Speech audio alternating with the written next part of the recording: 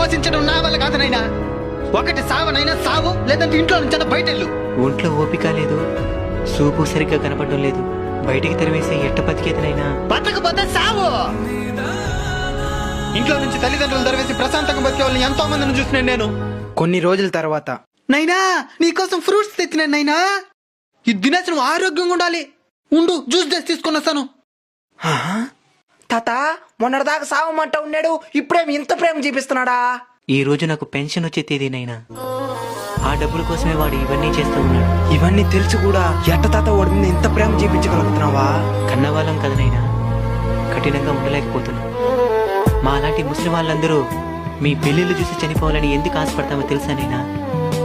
మేము సచ్చినా మిమ్మల్ని చూసుకోవడానికి ఒక తోడు ఏర్పడిందని ప్రశాంతంగా చావడానికేనైనా. తల్లిదండ్రుల్ని బతుకున్నప్పుడే బాగా చూసుకోండినైనా, చనిపోయిన తర్వాత చూసుకోవాలనుకున్నా మా ఫోటో ఉంటుంది కానీ మేముండం.